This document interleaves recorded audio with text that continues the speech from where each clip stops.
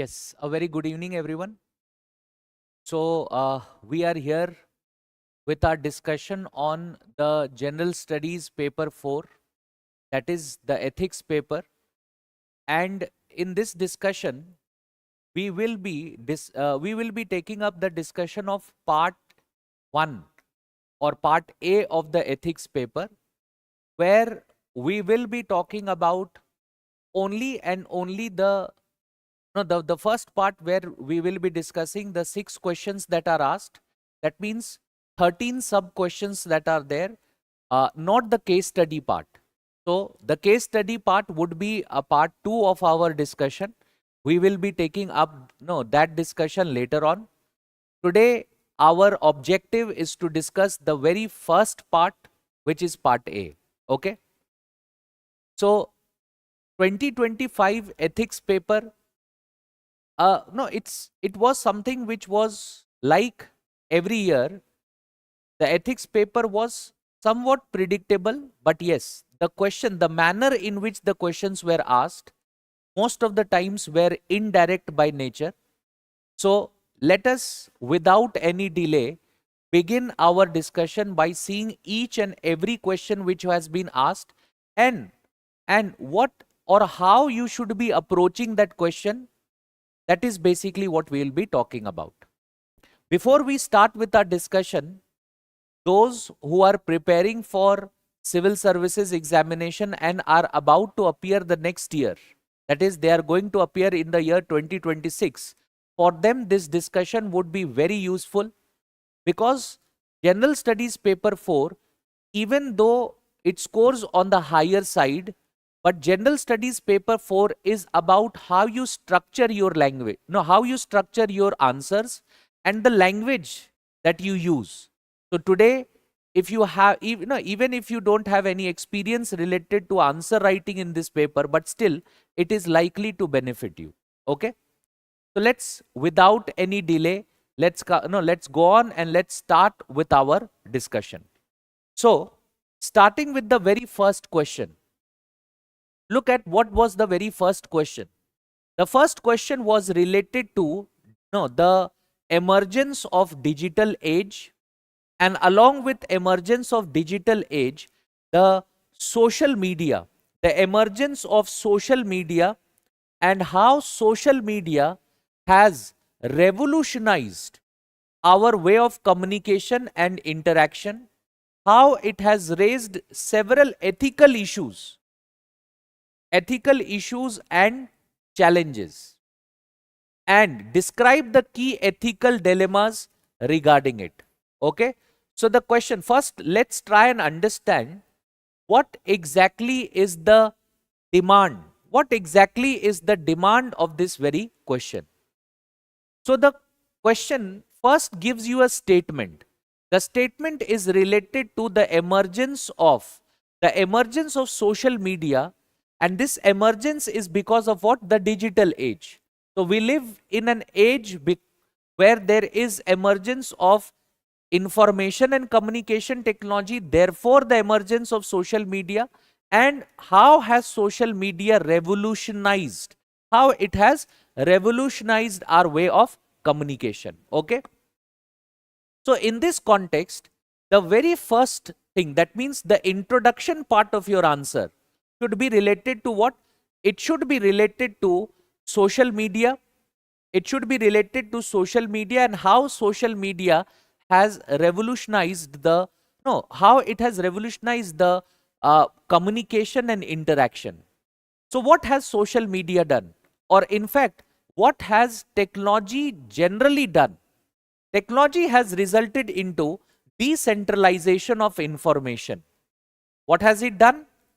It has resulted into decentralization of information.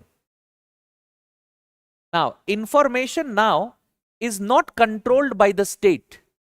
Information has it's no more under state's control, where during the era of traditional media, that is the news channels and the other forms of mass media that was there, at that particular time there were only few institutions, and those few institutions were responsible for controlling the media.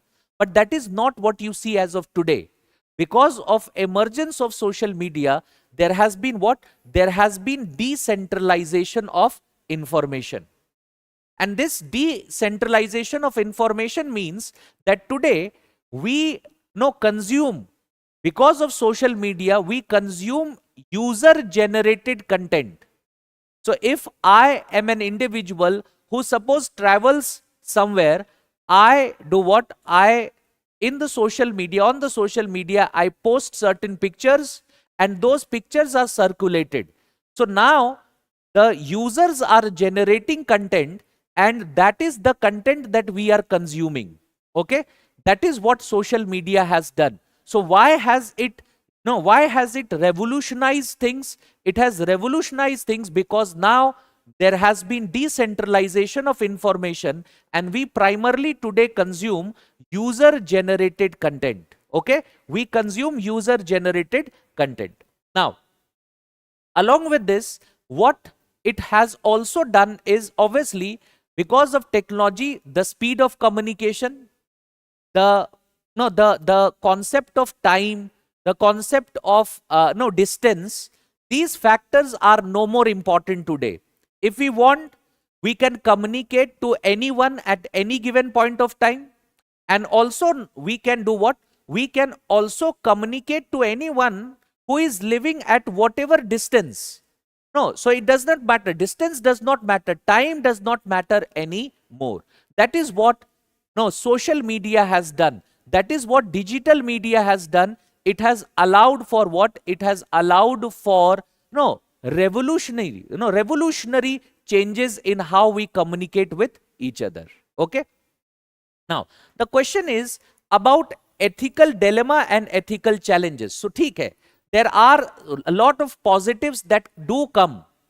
No, there are a lot of positives that do come from social media and digital media, but not everything is positive there. Why? Because there are potentially some ethical issues and ethical challenges. Like the very first problem is the problem of privacy and data protection. It is an ethical issue because you will find that today the private sector that is there, because of digital marketing and digital contents, they get a lot of private information of the individuals and they do not necessarily respect the privacy of people. In fact, there have been cases against even organizations like Meta and Facebook, which have been alleged to have misused private information of the people. So the concern here is what? The concern here is that a lot of social media platforms, etc., that is there, they have user data, but without a clarity related to how it should be used, very likely they are going to misuse it. And therefore, ethical dilemma that emerges because of this is balancing personalized content and advertising with respecting individuals' privacy. Now remember, the question specifically asks not only the ethical issues, it also asks ethical dilemmas. And we know that whenever we talk about an ethical dilemma, how do we articulate an ethical dilemma? We articulate an ethical dilemma by using two values which are in this situation contradictory to each other. Like in this case, you can see when we talk about personal content and advertising versus privacy. So for private organizations, advertising is a key issue. By advertising, they are able to generate more users. They are able to generate more revenue. So it is something which is valued by the private organizations. But at the same time, there is also privacy of an individual. So the private citizens that are there, they have the right to privacy. Now this is where this is in contradiction to each other and therefore raising an ethical dilemma. Secondly, misinformation and fake news. So when it comes to, when it comes to social media can be used positively, but it can also be misused. Like a lot of times you would find that fake news are circulated on social media. And the very important case of it was during the COVID pandemic. During the COVID pandemic, there were various people and various social media handles talking about different ways in order to either cure the COVID disease, or for that matter, talking about certain steps which had no scientific basis to it. Okay, so fake news is one of the very important problems. And along with this, what becomes the ethical dilemma here? This, on one hand, citizens have the right to freedom of speech and expression. So they do have the right to do what? Use social media and express themselves. But at the same time, what is also of quite importance is the fact that that information should not be harmful to the interest of other individuals. And that is therefore balancing between them becomes a ethical dilemma. Thirdly, cyberbullying and online harassment. This is something that we see today very prominent. We call it trolling. No, we call it trolling. Even doxing is a term that is used for this. Okay? And what is going on here? What happens here? You will find that people use social media because technology provides anonymity.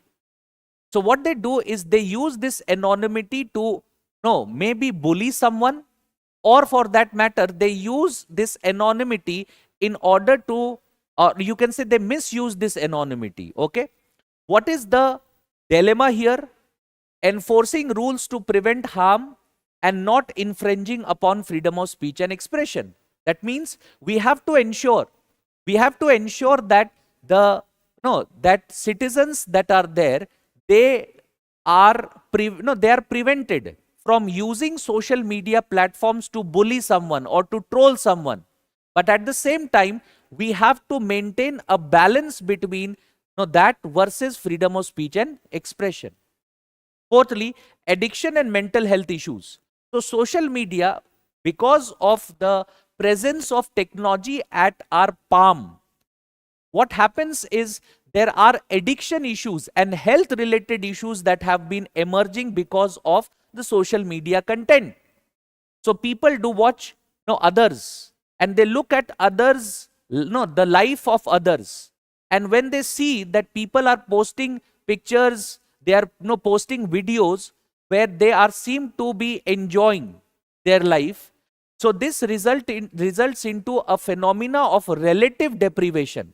So otherwise I am fine, but when I compare myself with others, I feel there is an issue of relative deprivation. So there is a mental health issue that is as well there. And addiction to social media. People are addicted to social media. They do what? They cannot keep themselves, isolated from social media. So addiction, that becomes a very important issue as well. So here, what is the dilemma? Encouraging user engagement versus prioritizing user well-being. So yes, there are people who want what? There are people who want that their videos should be, their videos, their photographs, their whatever their content they are posting on the social media it should be seen by so many number of individuals.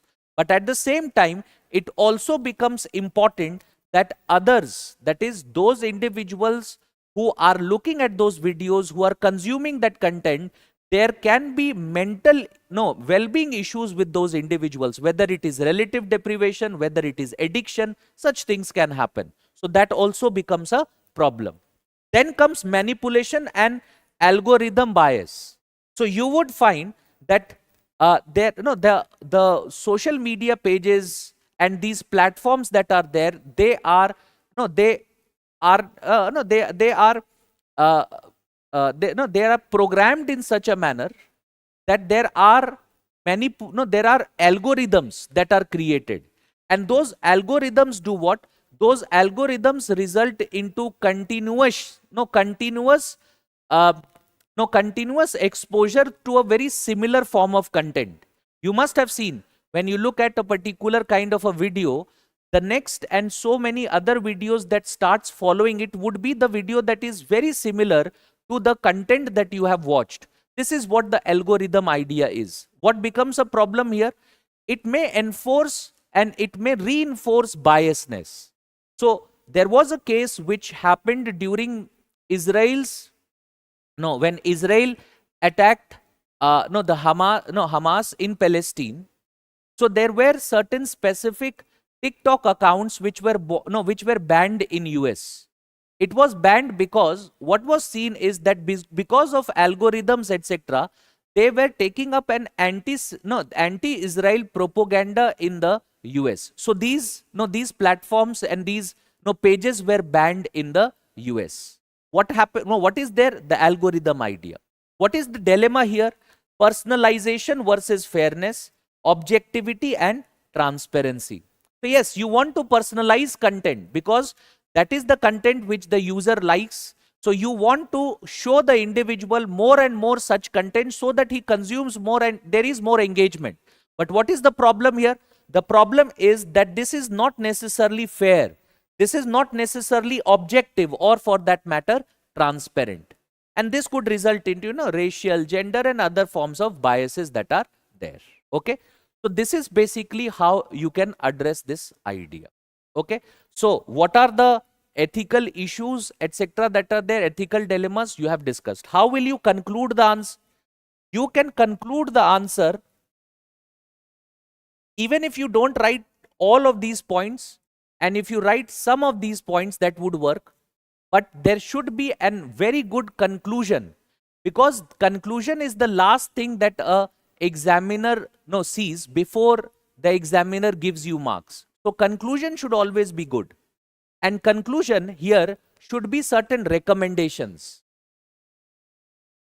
Certain recommendations. Now remember, because we are talking about general studies paper 4 ethics. So recommendations should not be related to general studies paper 3 internal security or general studies paper 2 governance. What you should focus upon is how you can give recommendations which are more related to the paper 4.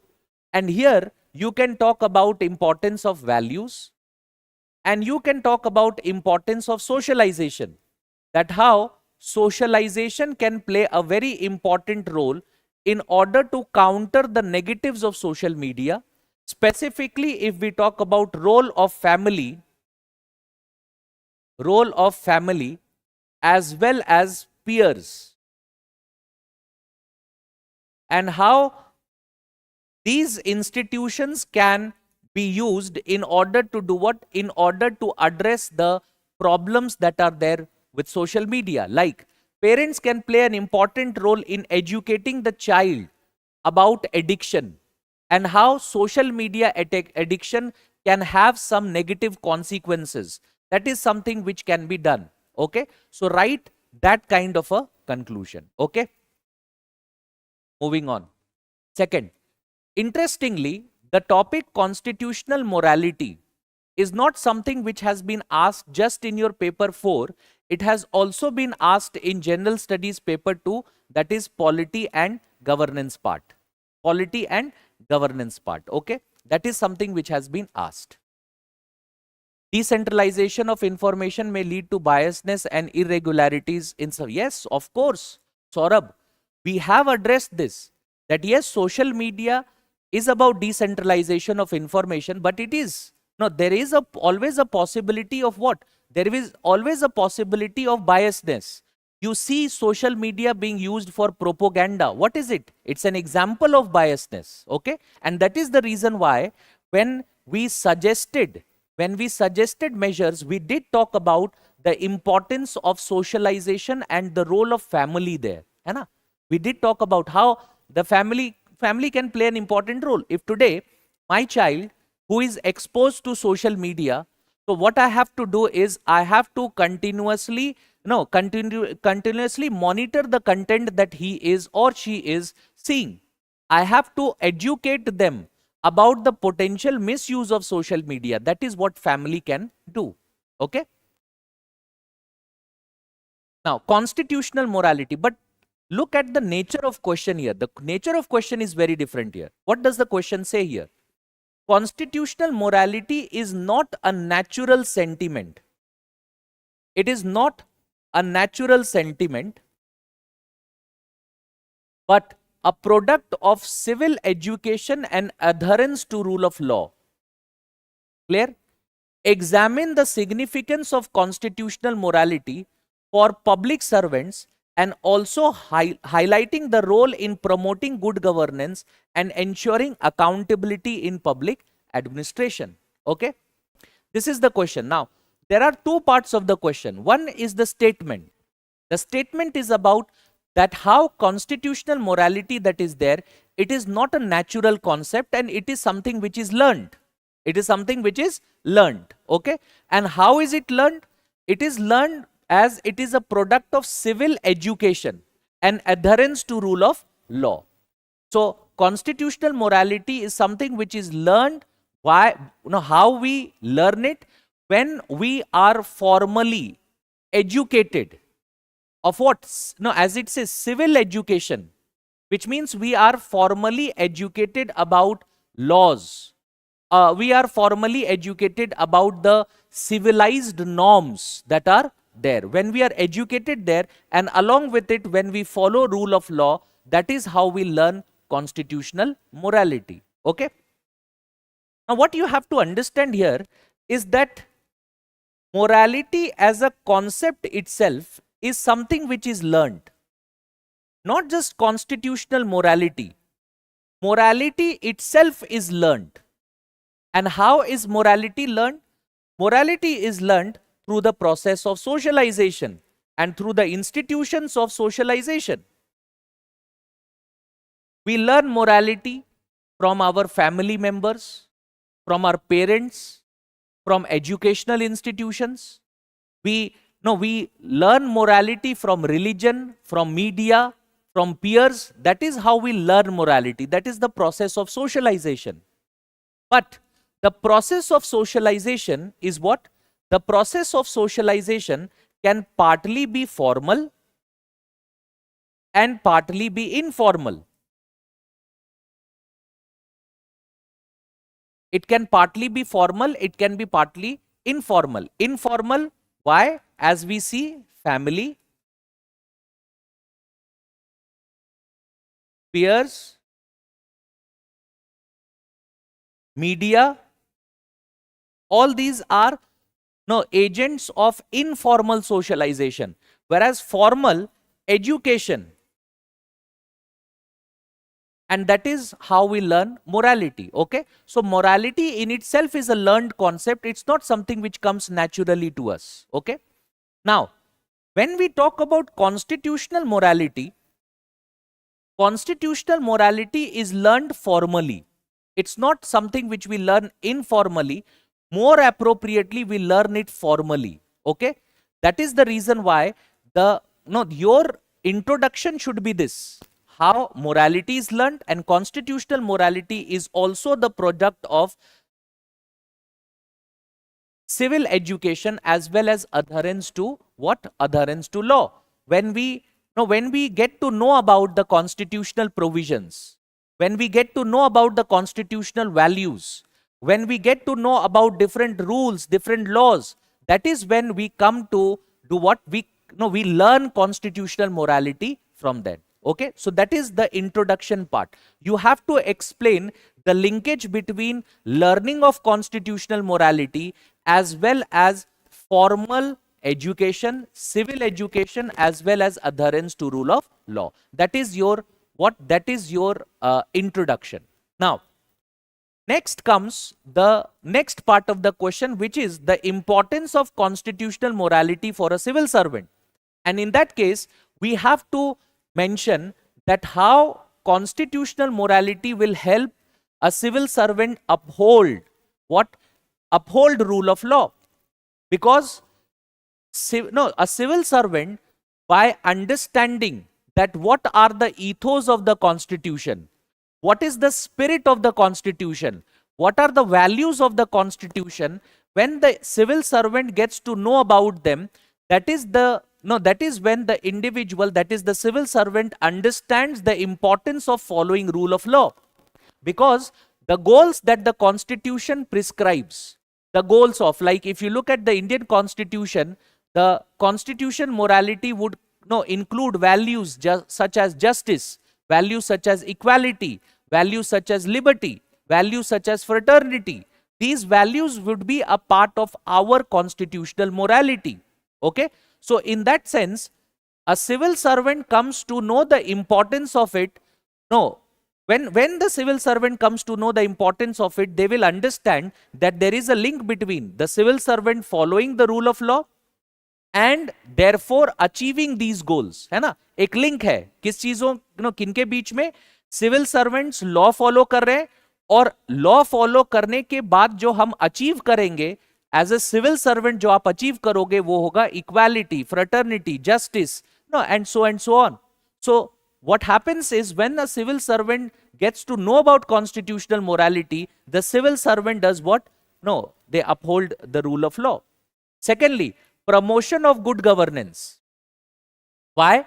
Because the values that are part of constitutional morality, like democracy, the values like secularism, when civil servants come to know about them, what they do is they take up either implementation of policies, or for that matter, they treat citizens with fairness. They ensure participation of the citizens in the process of governance. They ensure transparency with how they are functioning. They become accountable for the decisions that they take. And therefore, what they do is they promote good governance. Okay. Coming to the third point, ensuring accountability. As I've already I just described this to you. When we talk about the very concept of accountability, it is a key to the concept of good governance. And it is also inherent to the concept of constitutional morality. Because if you look at the values of Indian constitution, it includes checks and balances. It includes separation of powers. Therefore, constitutional morality is clear about ensuring that civil servants and decision makers are accountable for their actions. So it also ensures what? It also ensures accountability and also protection of rights, not just fundamental rights, but rights of the citizens. So why is constitutional morality significant? It is significant because of this. Clear? How do you end the answer? Again, ending would be a suggestion. How to promote constitutional morality among civil servants and population in general. So, how to promote? Conclusion would be what? Conclusion would be how to promote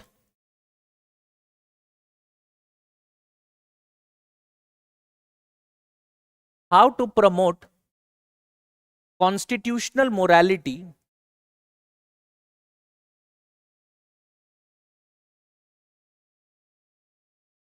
among civil servants and citizens. And you can write the importance of training of civil servants. So civil servants should be trained. As the constitution says, it is not something which is automatically achieved. Therefore, civil servants need to be trained in constitutional values. Okay? And along with that, when we talk about citizens, you can here again mention the importance of value education, and how value education could be what? Could be a long-term step in ensuring constitutional morality. That is how you can end the answer. Okay? Moving on. Look at this particular statement. Very important. Karl von Clausewitz. What is he saying? War is a diplomacy by other means. critically analyze the above statement in the present context of contemporary geopolitical conflict. Contemporary geopolitical conflict. Yes, you can write about Mission Karm Yogi as well in training. Mission Karm Yogi.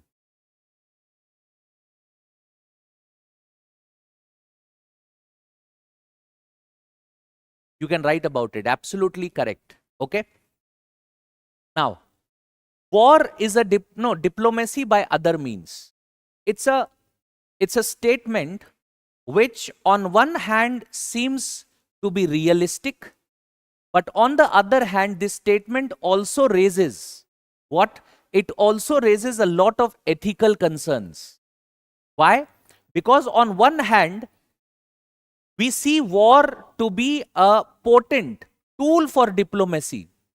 Potent tool for diplomacy, because through war, there can be, there can be diplomatic efforts that can be taken on the sidelines of war.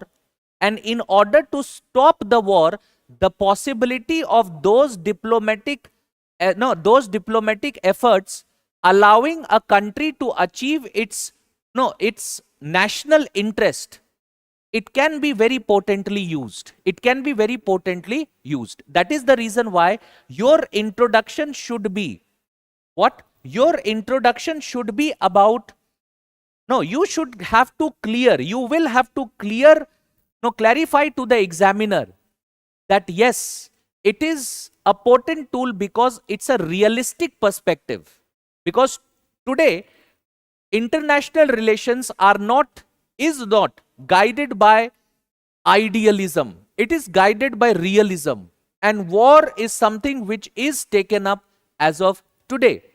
You can see the conflict between Russia and Ukraine today, and you will find, if we talk about contemporary ideas, so you will find that in Russia and Ukraine conflict, now when very likely the war is going to end, maybe in 2-3 months, maybe earlier than that, because of the kind of efforts that are going on, very likely war is going to end. In a very near future, we do see the war coming to an end. We do see this war coming to an end in a very in a very near future. But you would find that this war, despite the economic cost that has happened, but it seems that Russia is likely to benefit from the war. Yes, there is economic cost, but Russia is likely to benefit from the war because Russia has been able to do what? Russia has been able to occupy certain territories, and Russia is right now in a position where it is very likely to end the war on its own conditions. So it's very potent for Russia. It has become very potent for Russia. Yes, there was economic cost attached to it. There was a humanitarian cost that is attached to it as well. And that is the reason why, because it says critically analyze. So we have to write both the ideas. We have to write positive as well as negatives.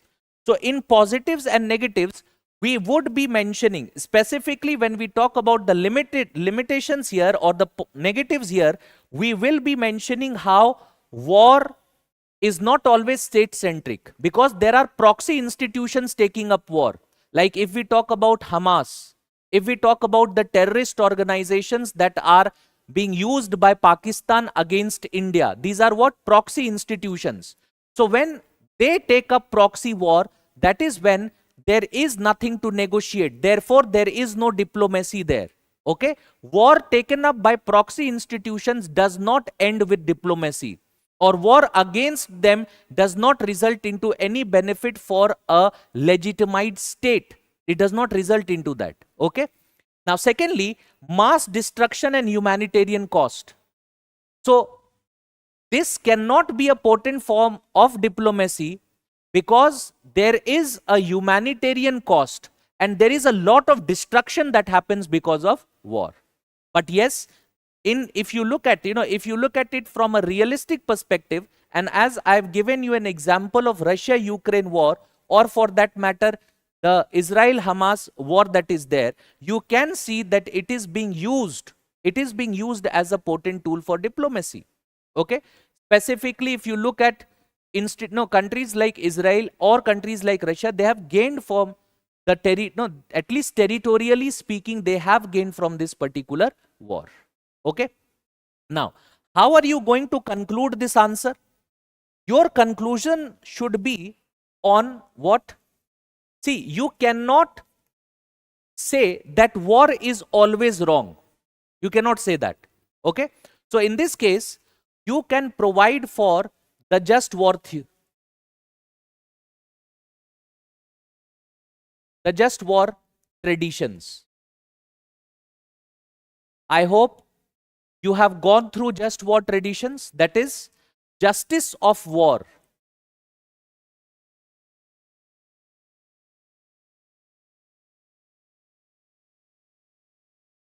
Justice of war.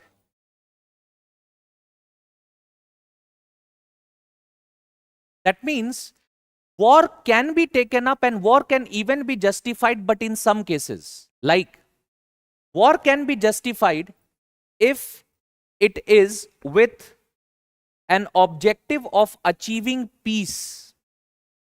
War can be justified if the objective is not glory,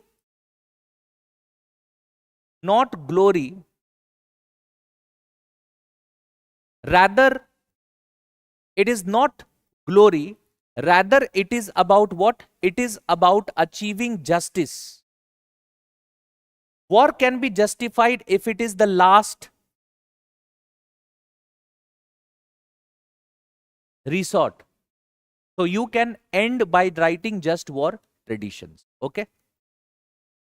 Moving on. Keeping the national security in mind, examine the critical ethical dilemmas. What are we talking about? The question says critical ethical dilemmas. Critical ethical dilemmas related to controversies over environment clearance of development projects in ecologically sensitive border areas of the country. Which means this particular, if you try and decipher the theme of this particular question, the theme of this particular question is security versus environment. Because it talks about ethical dilemmas. It talks about ethical dilemmas. So when we talk about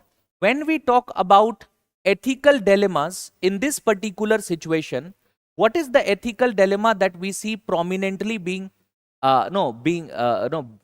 very visibly see here, which is related to security versus environment? Because in order to satisfy security needs, of a country, there is possibility that the country the country starts compromising over the environmental requirements that are there, or environmental sensitivity that is there. And the case in point being India itself.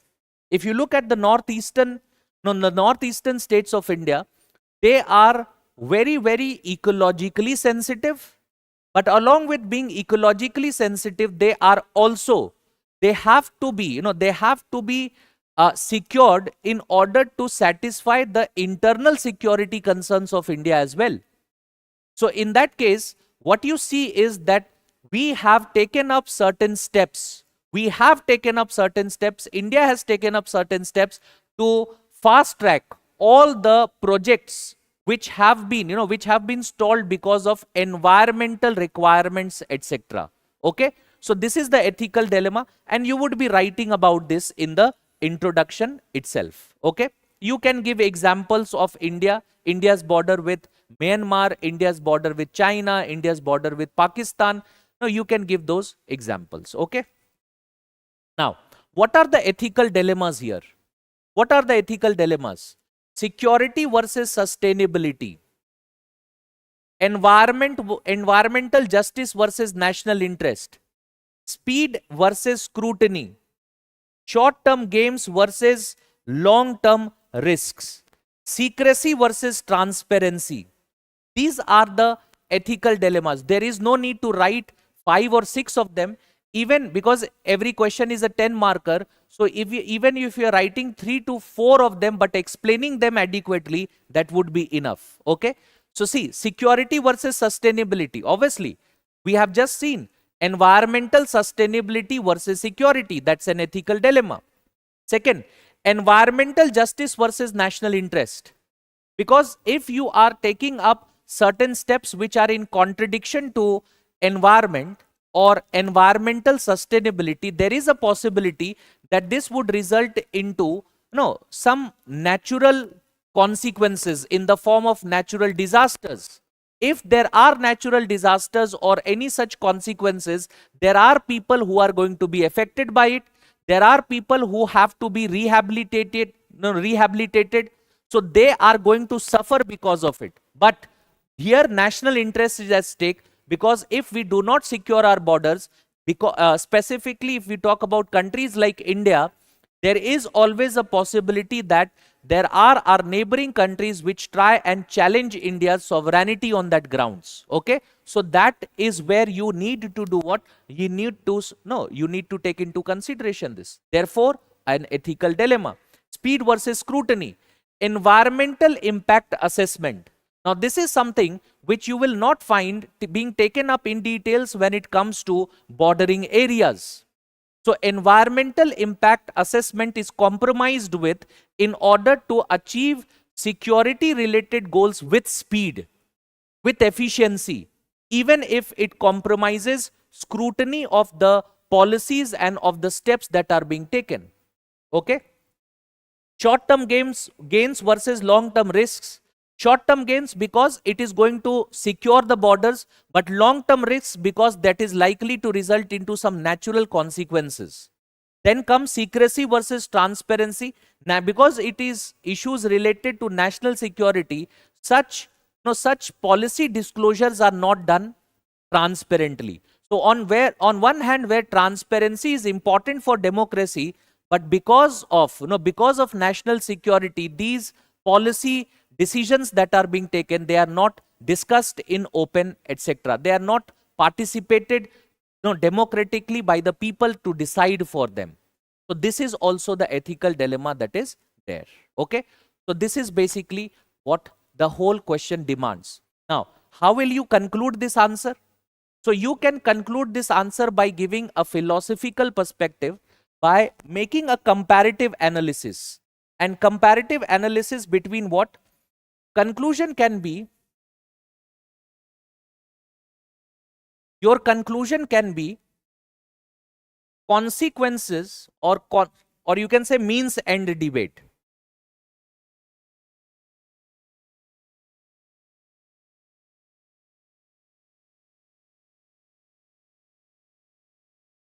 Or you can write about consequence versus deontology, and that can be your answer, that can be your discussion in the conclusion part. Okay, this is how you can end the answer. Okay, Saurabh, yes, you can write about such realist thinkers and their views in introduction. Okay, you can do that. Very good. In fact, that's a very good way to introduce your question. Next, those who in troubled, no, in trouble, untroubled are, will trouble itself.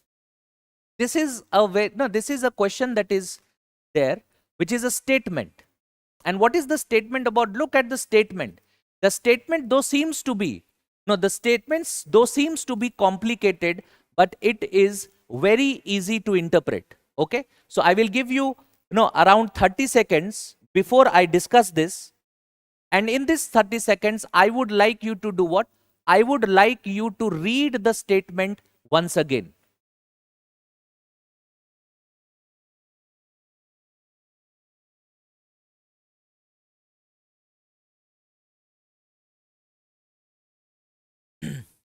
Tribal movements, because most of the times Now, most of the times, when developmental steps are being taken, specifically in those areas which are environmentally sensitive, you would find that generally they are inhabited by tribals.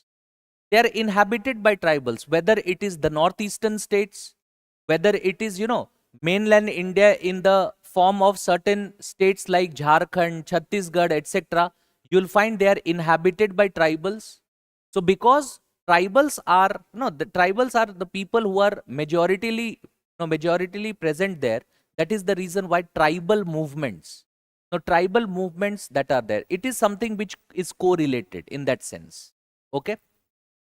Now, this particular question simply says that those individuals who are, even when the situation that is there, the situation that exists is very, very difficult, and the situation is not something which is, which is very easy for them to deal with, but if they remain untroubled in such a situation, in such a tasking situation, in such a emotionally provoking situation, if they remain untroubled, which means if they are able to control their negative emotions, they remain calm and deal with the troubled situation, what will be the result of it?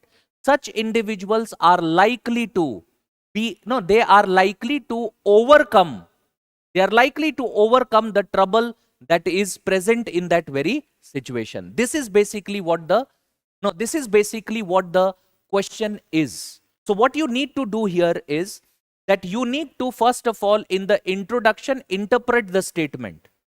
So you will have to mention that how it means that, we are talking about what?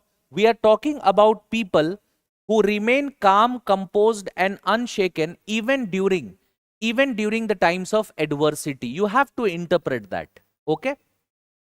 And then comes, what is exactly, what is exactly the basic idea? How do people, how are people capable of doing so?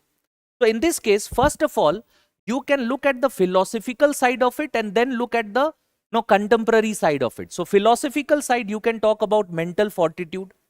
What is required for you to be capable of remaining calm even in such a situation? You'll find that certain people are very calm even during the face, even when they are facing adversity. Like in sports, you'll find that there are, like India, in India, you will find that there are some cricketing personalities who have, we celebrate them just because they have the capability to remain calm even when there are adversities. So even when, very likely India is losing the game, but they have the capability to do what? They have the capability to think rightly despite that adversity. That is what is called as mental fortitude. That means the mental, which we call as being strong mentally. That is what is mental fortitude. Okay, having a strong mind, having a strong mind. Secondly, when we talk about stoicism or soticism and emotional intelligence, what is this stoic principle? It is about external events being, if an individual follows this principle, which is that, see, what is going on externally in an environment, we cannot be held responsible for it, and it is beyond our control. It is beyond our control. So what happens externally is beyond our control. And that is the reason why when we have the capability to do what? We have the capability to only regulate our reaction to such a situation. The situation is not under our control. What is under our control is the how we react to such a situation.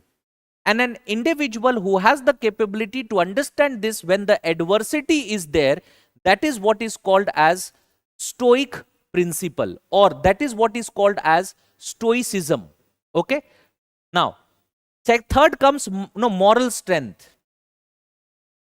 For an individual to be able to achieve that, that is what moral strength, that is what moral strength is. Like if you take an example of Raja Ram Mohan Roy.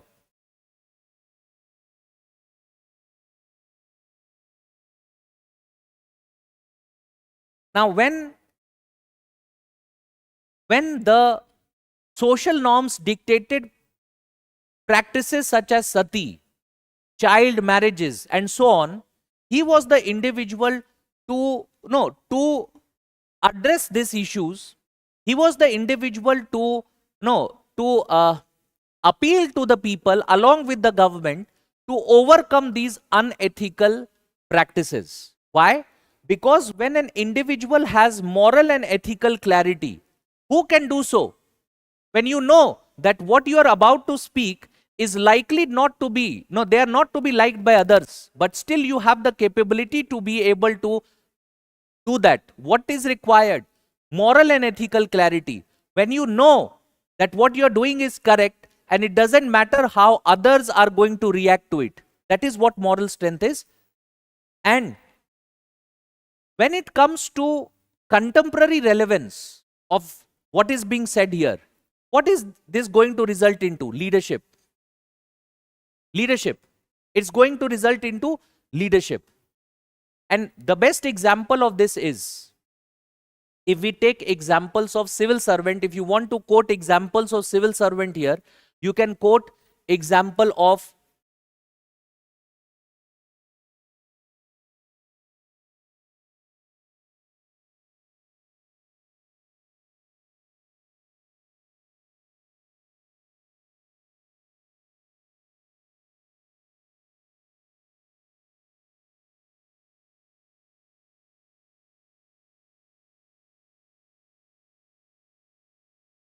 Dr. Rajendra Bharud and his achievements during the COVID pandemic, and similarly Tejasvi Satpute, who is an IPS, her achievements related to the Sholapur district and illicit distillation of liquor, and how they were able to overcome adversities. Okay, so an example of leadership. Okay, now comes in personal life. In personal life, see, as individuals, we all face losses, we all face failure, we all face injustice. But how we are able to face this? It's not that we are not going to face loss. It's not that we are not going to face failures. We are. How we are capable in order to overcome those is what is going to define my personal life. It's not about what I face, it is about how I react to them. Okay, so in personal life also, resilience, resilience in the face of loss, in the face of failure, in the face of injustice, is something which will make us not only professionally successful through leadership, but it will also make us personally successful. Okay, then comes in conflict resolution. In conflict resolution also, see, conflict happens through provocation. So if you are provoked, you are likely to enter into a conflict. Hai. If you look at what Donald Trump is trying to do, Donald Trump is trying to provoke India. Donald Trump is trying to provoke India. The representatives of Donald Trump and the way they are talking about India in the US media, they're trying to provoke us. So how resilient we are, how unprovoked we are, is what is going to determine our success and how we face this very situation. This is going to result into certain economic consequences. But if we are provoked and we enter into a conflict with a country like the United States, very unlikely we are not going to emerge victorious out of that conflict. So the capability to understand that and do whatever is required by remaining unprovoked, that is what is how in conflict resolution also this is helped. And see, this is basically what the conclusion can be. You can come up with a philosophical conclusion here, where you can talk about how remaining silent or remaining calm is not a weakness. It is a quiet power, something like this. You can come up with a conclusion on it. Okay. In fact, what we should not forget here is no introducing emotional intelligence in our answer. So you can, in your no conclusion also, what you can do is you can introduce the concept of emotional intelligence.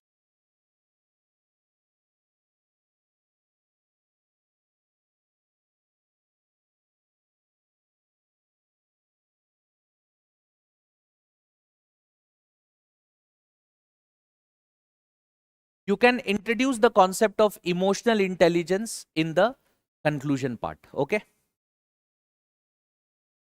The greatest discovery of my generation is that human beings can alter his life by altering his attitude. Okay, this is a statement that is asked. Now, see, very interestingly, this is not a question which is new to your GS paper 4. If you solve your PYQs, you will find that there was a question that was asked, I think in 2021 or 2022. The question was related to holding positive attitudes and how holding positive attitudes is what is going to result into positive outcomes. Similarly, there was a question asked in the form of a statement. The statement goes, it is not aptitude, but the attitude which determines an individual success or failure, something like this. Again, all these questions are basically about holding positive attitudes. Okay, so this question is about what? This question is about how an individual, if they hold positive attitudes, if they hold if they hold no an attitude which is in contradiction to being passive, being reactive, being positive, being proactive, and how that very attitude can help an individual achieve and do wonders. That is basically what the question is about. Okay. Now, in this question, obviously the introduction would be interpretation of this question, where you have to connect this question with positive attitude.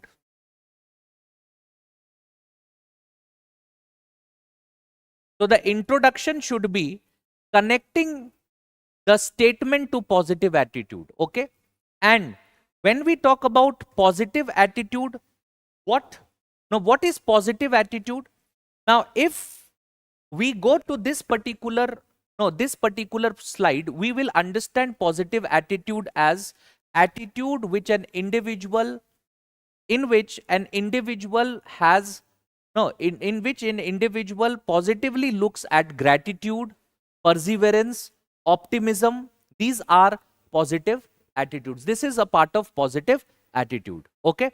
Now what you have to do here in this particular question, you have to write about not only the positive attitude, but you have to also mention how positive attitude results into positive outcomes for a civil servant. Okay. So why is positive attitude important for a civil servant? That part of the question also needs to be addressed, where you can talk about civil servant taking initiatives, civil servant being responsible, civil servant being creative, all these things, curiosity, all these things are a part of an individual's positive attitude, and how these things are able to address the problems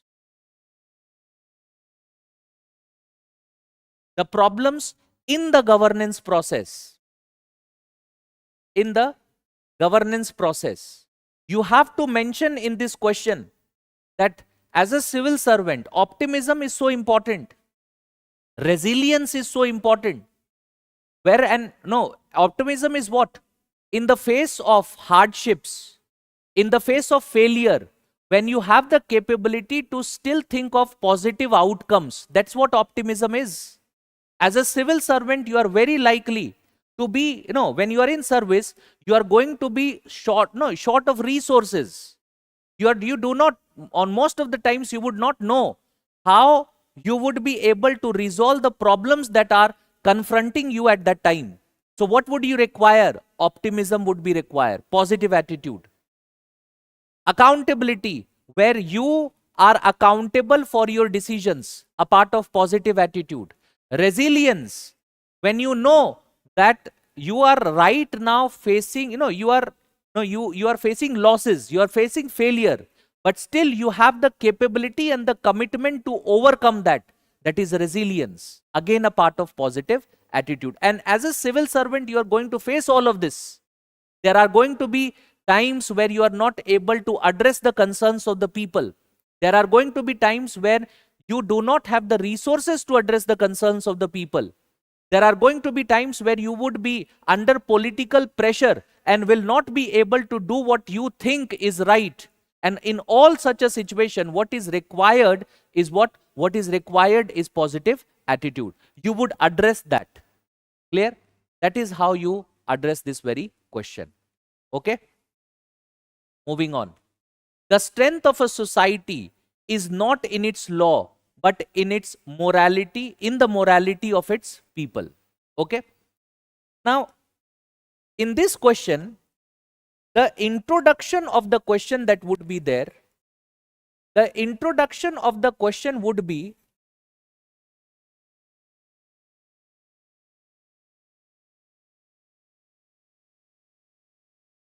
before you come to explaining of Swami Vivekananda's statement, you will write about law versus morality. So you would mention in the very beginning of the question itself that how morality is much more important than laws. Why? Because morality has the potential to achieve goals, or in this case achieve certain behavior, ethical behavior, without any rigidity.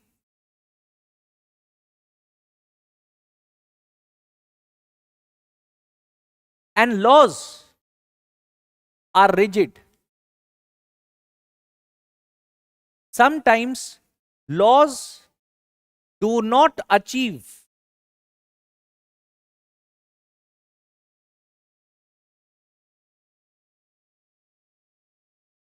its goals. It do not achieve its goals. Laws are sometimes looked at people as, people look at laws as being forced to do something. On the other hand, morality is something which is dictated from within the individual. Morality is something which becomes a matter of conscience of an individual. Conscience of an individual. And therefore, it is easy to achieve.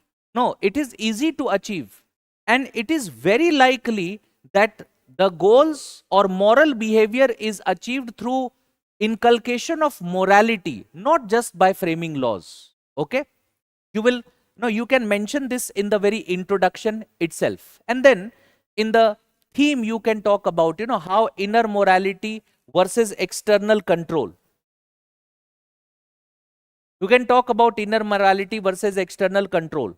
You can talk about how conscience becomes important, how responsibility is there. Then you can talk about its relevance as of today. And you can talk about, in relevance as of today, you can talk about what? You can talk about how when we discuss the politics or corruption or inequality, now during this particular times, you don't require laws. You do have laws, but you still are not able to achieve your goals with those laws. So you have laws related to addressing inequality in the form of constitution. You have Prevention of Corruption Act, but these things have not resulted into the goals desired. So what becomes important here is morality. Clear? So that would be the relevance today part. And then comes the conclusion part. And in the conclusion part, what you can do is you can write about a supplementary and complementary relationship between the two. supplementary and complementary relation. Complementary relation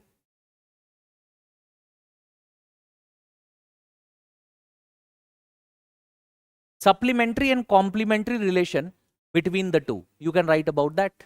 Okay. Moving on. For any kind of social re-engineering, by successful implementation of welfare schemes, a civil servant must use reason and critical thinking in ethical framework. Justify this statement with suitable examples. First of all, the beginning of the question should be about what? About what you understand about social re-engineering. Social re-engineering. That should be the introduction part. That should be the introduction part. So, what is social re-engineering?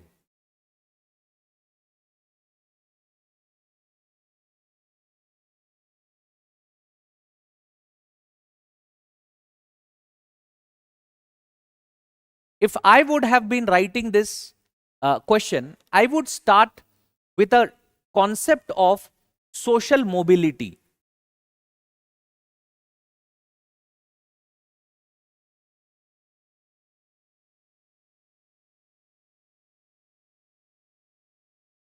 Now this pyramid is what a society looks like. This pyramid is what a society looks like. Okay. You find that there are people who are at the top, they are empowered. But there are a lot of individuals who are at the bottom. That is, this is the most, no, they are part of the most vulnerable section of the society. They are the part of the most vulnerable section of the society. They are the disadvantaged. We are talking about what? We are talking about we are talking about them being discriminated upon on the basis of caste, maybe religion, maybe gender, and some other issues. Maybe there is a class issue that is there. So social re-engineering involves what? Social re-engineering involves mobility. If there can be steps that could be taken, there can be what? There can be some steps which could be taken. Which would do what? These steps, if these steps have the capability to ensure that the people who are at this particular level, they move upwards. They move what? They move upwards. That means from vulnerable, disadvantaged, marginalized section, if they step by step move towards the more empowered, the more empowered part of the society, that is what social re-engineering would mean. So this is my introduction. This is my introduction. Okay. Now, what exactly the question is? The question is, for a civil servant while implementing welfare schemes with an objective of achieving social re-engineering must use reason and critical thinking. So, in this case, what will I do? See, I will talk about reason and critical thinking. So, how will reason and critical thinking help a civil servant? It will help a civil servant with this. In terms of implementation of policy, a civil servant would be able to understand what are the important bottlenecks that are there, what are the resources that is they have, and how to prioritize those resources. Thirdly, to adapt to the local requirements, to ensure that there is no leakages or misuse of it. That is how critical thinking will help the individual. Okay. Secondly, when it comes to, and how, because it says, because the question also demands, look at the question, it says what? With suitable examples. The question talks about suitable examples as well. So what will we do? We will also include the examples of what are the steps that have been taken up or what are the steps that can be taken up. Like if we talk about the Manrega scheme, how in the implementation of the Mahatma Gandhi National Rural Employment Guarantee Act, there have been cases of usage of geotagging to do what? To address the corruption related issues. So, in order to ensure that the work sites are properly supervised, corruption is reduced, to ensure transparency, these phenomena are being used. That is how critical thinking helps an individual. Okay. Secondly, ethical framework. When we talk about ethical framework, now, ethical framework is what? Reason without ethics can lead to manipulation. So yes, you work with reason. Absolutely fine. Yes, you are an individual who does what? You are an individual who takes up critical thinking. But you should do that within specific goals of what? Within the specific domain of ethical framework. If you are able to identify some specific ethical boundaries and accordingly do what you are supposed to do in the form of critical reasoning, etc., that is basically what is going to help you. Okay. So in that case, what is required is that you have to come up with some ethical framework, such as ensuring dignity, justice and fairness, as well as there should be proper use of resources. Okay, this is the ethical framework. And again, example of it could be what? COVID-19 pandemic, and how there were some tough decisions that was being taken related to vaccination, etc., etc. Then comes social re-engineering requires both. That is, it requires both the things. It requires, because it has the aim to do what? Welfare schemes aim to reshape the social structure. So in this case, requirement of both, that is critical thinking as well as ethical framework, both of it is required. So you have to have ethical administrators. You have to have empathetic administrators who are compassionate. But along with that, you also need to do what? You also need to have critical thinking attached to this. Okay? You can talk about this, and you can talk about, the examples of Beti Bachao, Beti Padhao, that how empathy, but along with reasoning, is being taken up. You can talk about that. Okay? Next. What major teachings of Mahavir? What are the major teachings of Mahavir? Explain their relevance in the contemporary world. So this question is a very direct and a very straightforward question. What does it say? What are the teachings? So in this case, you can talk about the teachings of Lord Mahavir. Obviously, he was the 24th Tirthankara of Jainism, and his ideas were of non-violence, truthfulness, non-stealing, brahmacharya or celibacy, or non-possession. That was his ideas. Now, in this case, he also talked about things like self-discipline, equality, compassion, meditation, etc. You'll mention that, and you can remember, whenever any such question is asked, where you are being asked a direct question on the teachings of a particular reformer or a religious figure or a school of thought, you have to mention the contemporary relevance of it. Okay, so the contemporary relevance of it would be like ahimsa. Specifically, we talk about environmentalism, peace, war, etc., etc., that is there. Also, when it comes to sustainable living, animal rights. Satya, trust in the society. Trust in the society in what sense? What we see is that there is a decline of social capital. We don't trust people around us. Clear? So that is where again the concept of Satya or truthfulness helps. Then comes ethical conduct. Now in this case, you can talk about the negatives that are there in public life, in private life, and how ethical conduct helps there. In fact, you can even talk about professional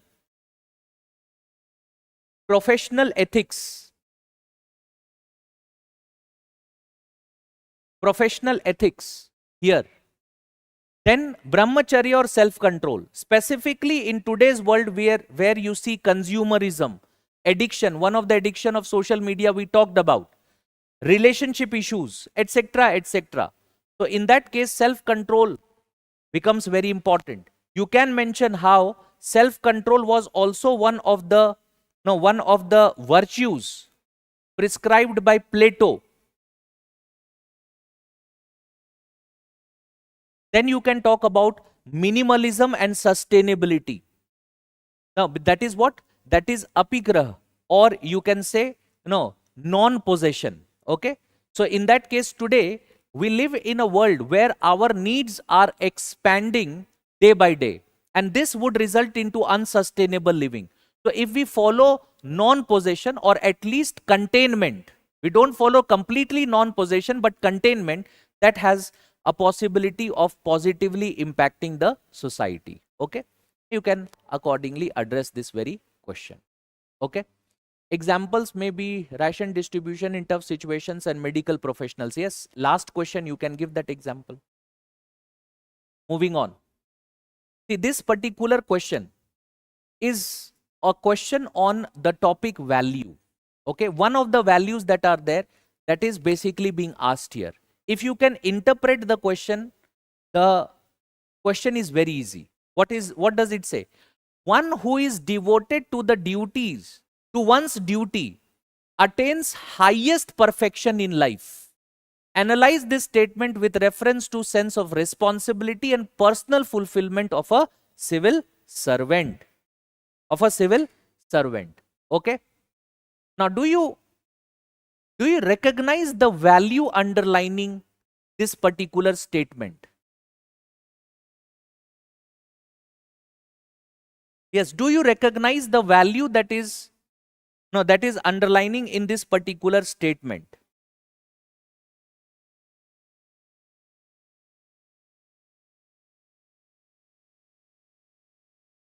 Do you see the value here?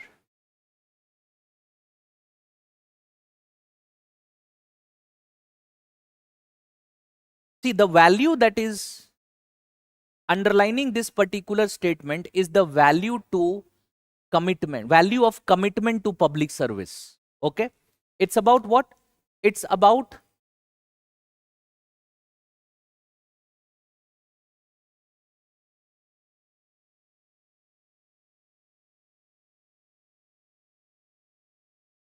commitment to public service. And that is how you basically address this very question. Okay? So the question is what? One who is devoted to one's duty attains highest perfection in life. One who is committed, who is committed to performance of one's duty. Whoever is committed, if you are a civil servant, if you are committed to, if you're devoted to performance of your duties, you will achieve the highest perfection. If you are a civil service aspirant and you are committed to achieving what you want in life, and you do everything that is possible within your capabilities in order to achieve the goals that you want to achieve, you are very likely to achieve those goals.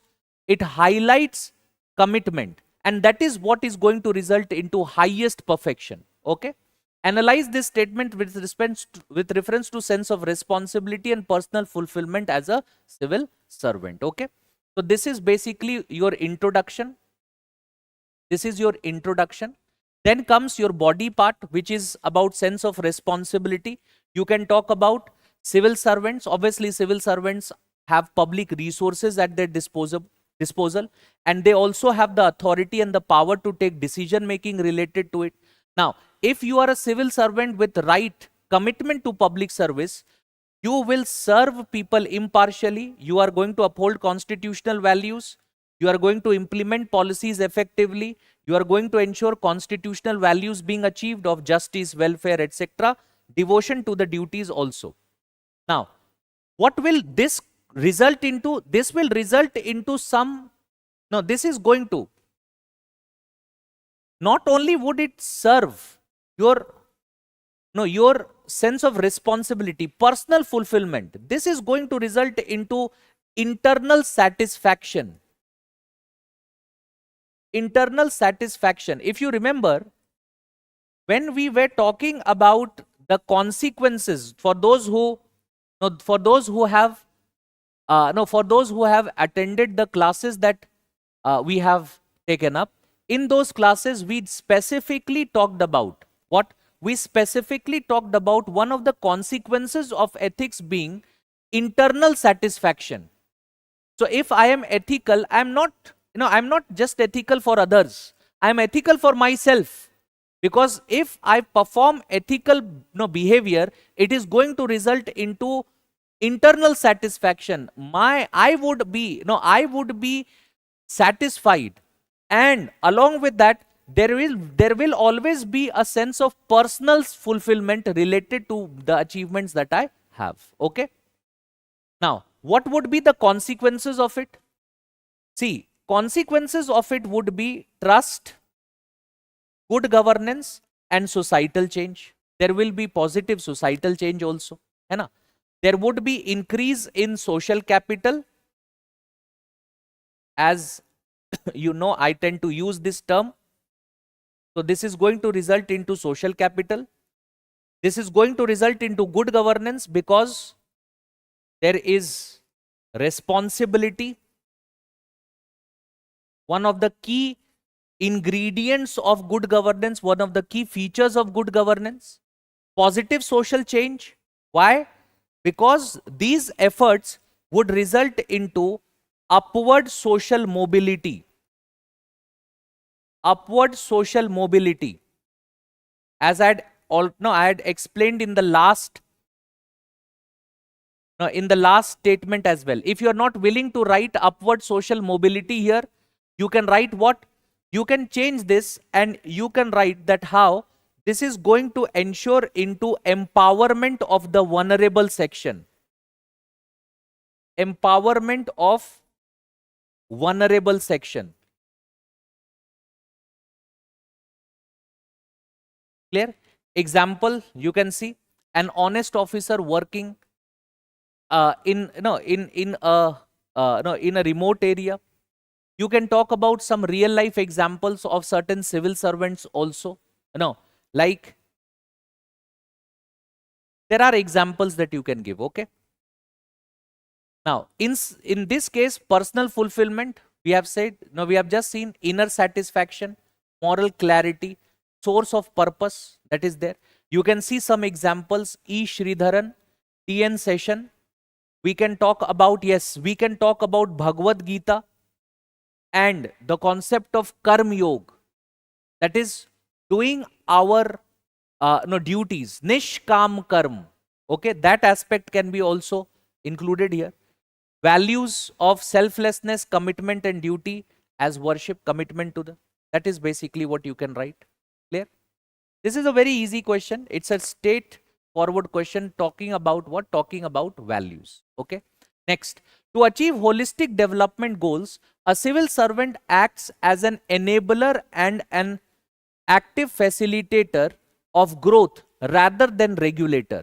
Okay, before we come to what the question is, let's first interpret what the statement means.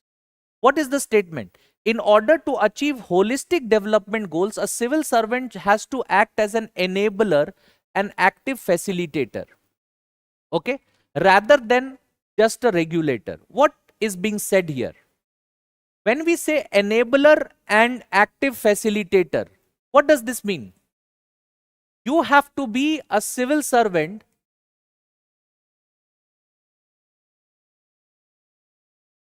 who does what? Who acts very proactively. You have to be a proactive civil servant, not a reactive civil servant. You should not be someone who interferes only when something wrong has happened. Rather, you should proactively guide and also take decisions which would help in achievement of goals. Okay, that is basically what is being said here. That is what the statement means. Being a proactive civil servant, not a laid back reactive civil servant. Okay, what specific measures would you suggest to achieve this goal? Okay, now in this case, specific measures, what this explanation is what would be your introduction. If I have to detail the introduction here, so in the introduction, what would I write? My introduction would comprise of two things. First, I would explain how in the era of LPG, the state is supposed to act as a regulator. LPG, state is a regulator. And then I will write that how a civil servant, to facilitate development, needs to go beyond just a reactive but more of a proactive civil servant. So I will be writing this: proactive civil servant, not a reactive civil servant. I would be writing this as a introduction. Okay. Now, what would be my body part? Measures to act as an enabler. What are the measures that need to be taken up? You can see participatory governance. So civil servant should allow for participation of of people, capacity building and skill development.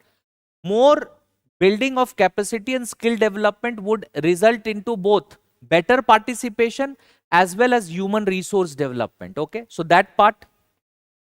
Then simplifying procedures and rules, that is facilitating ease of doing business, promoting public-private partnership wherever it is required, sustainable and inclusive policies, again something which is a domain of a civil servant when you are in such a position, ensuring transparency and accountability through the use of e-governance, facilitating ICT in service providing, and finally innovation and the use of technology. Okay, this is how you substantiate your introduction, which is what you have to act proactively, not reactively. Okay, how you substantiate this?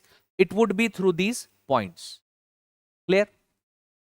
Now, let's come to the question number 6. And what does question number 6 say? Very important.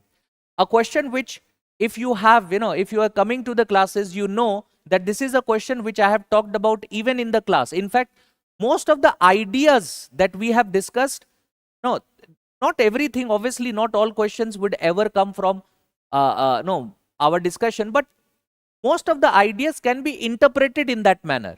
So if you have read the notes well, if you have not understood the classes well, you will be able to address most of these questions without any problem. Without any problem. Like, see what this question says. This question relates two things that we have discussed in the class. One is work culture, and the second is what? It is code of ethics. So the question is, if I have to simplify this for you, the question is that code of ethics helps in establishing better work culture. That is what the question is. So it would say, it is said that ethical work culture, there must be a code of ethics in place of every organization, in every organization, to ensure value based and compliance based work culture. What suitable measures would you take, would you adopt, and what? How? All of this is basically being asked. But the question is what? How code of ethics and work culture is related? That's the most important part, and then you can talk about what steps can be taken. So your introduction is what? Your introduction is a correlation between code of ethics and work culture. Okay. Now, if you remember, when we were discussing this, we have talked about work culture as being informal,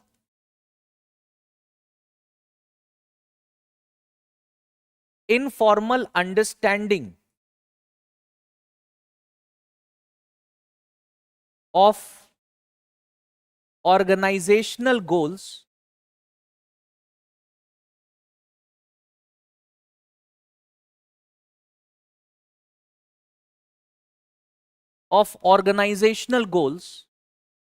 informal understanding of organizational goals, organizational values, and the behavior which will help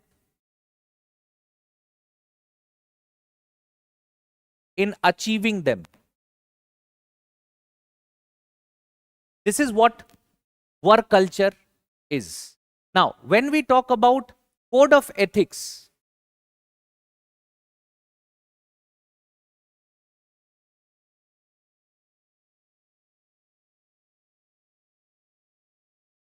what are these? These are guidelines to follow right values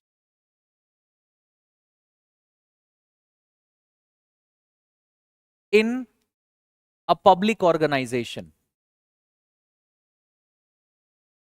In very simple terms, how can we say what code of ethics is? Code of ethics is a guideline.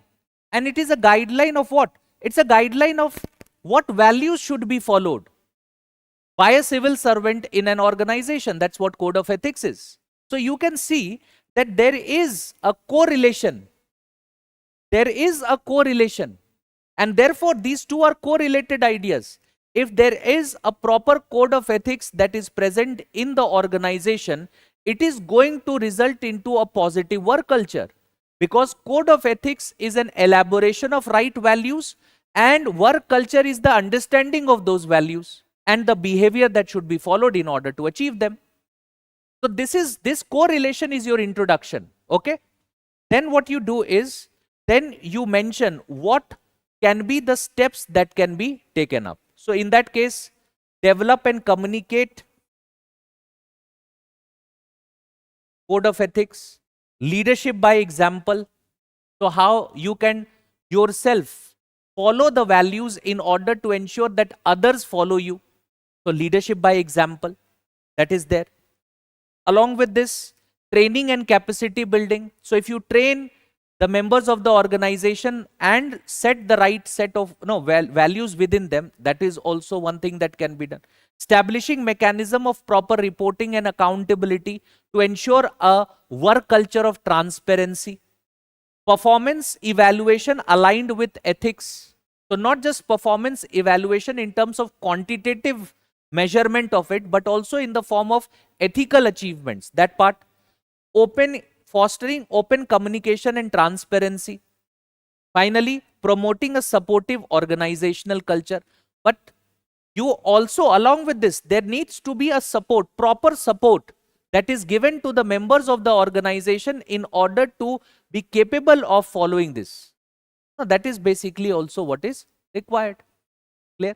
So this is basically how, what steps, the second part of the question, which is what measures would you adopt at the workplace? So starting with leadership by example, you can come up with training, reporting mechanism for accountability, performance evaluation, proper performance evaluation, and taking into account ethics, communication, and supportive organizational culture. This is how you write this. Okay. And coming to the last question for today. What is the last question? This is again a very straightforward question. There is nothing much to discuss here, but a very straightforward question. And this question deals with a topic in probity and governance, which we talked about, which was utilization of public funds. Okay. So see this. India is an emerging economic power of the world, as it has recently secured the status of fourth largest economy of the world as per IMF projections. However, it has been observed that in some sectors, allocated funds remain either underutilized or misutilized. What specific measures would you take or would you recommend for ensuring accountability in this regard to stop leakages and gaining the status of third largest economy of the world in the near future? The question is simple about utilization of public funds. How will you ensure proper utilization of public funds? Okay. So in this case, what would be your introduction? The introduction that you come up with here would be related to the two factors that we talked about. Utilization of public funds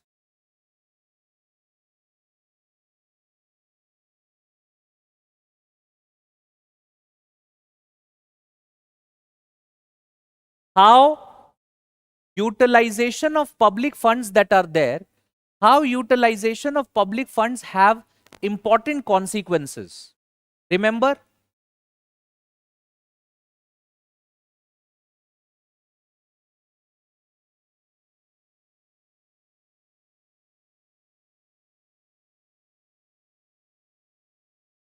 if funds are properly utilized, the consequence of it would be legitimacy and trust.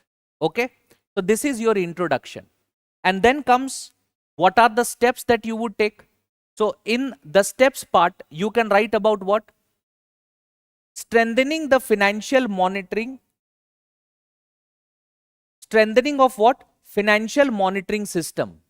So what can be done in order to ensure better monitoring? Okay, so there can be some steps like real time tracking of real time digital tracking of allocation of funds. What are the expenditures that are being taken up?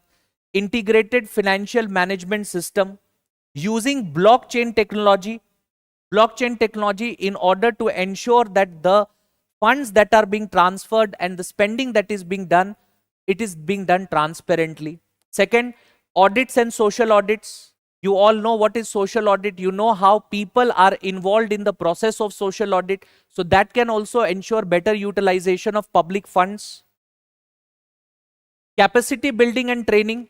If you train officials properly, leakages of public fund and misuse of public fund goes down. So that aspect. Then comes strict enforcement of penalties. If there are people who are misusing funds, in that case, penalties should be strictly enforced. Performance based funding. So in this case, you can talk about budgeting, performance budgeting or zero based budgeting. You can talk about transparency through e-governance and also PPP model. Clear? So these are basically the steps that can be taken. And then you can do what? You can conclude your answer. Now, in conclusion of your answer, you would write what? You can address that India, conclusion would be that India's goal is not just to become third largest economy. Our goal is not restricted just to this. Our goal is more than that, where we talked about what? Amrit Kal. You can introduce this idea of how we are discussing Amrit Kal, achievement of development. How you can talk about that the goal is about also achieving the objectives of a welfare state. And for achieving all of this, what is necessary? Proper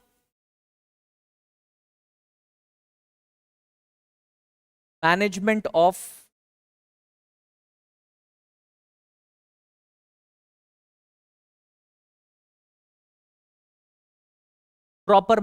of public funds. Okay, this is basically what is required. Okay, so I hope the first part of our discussion was enlightening for you. It is something that is going to give you a good idea as to how ethics paper is asked and how we need to address the questions that are asked here. Because most of the times you will find that the ethics questions that are there, they are open-ended questions. So this is my perspective to it. I feel that this is a more appropriate perspective.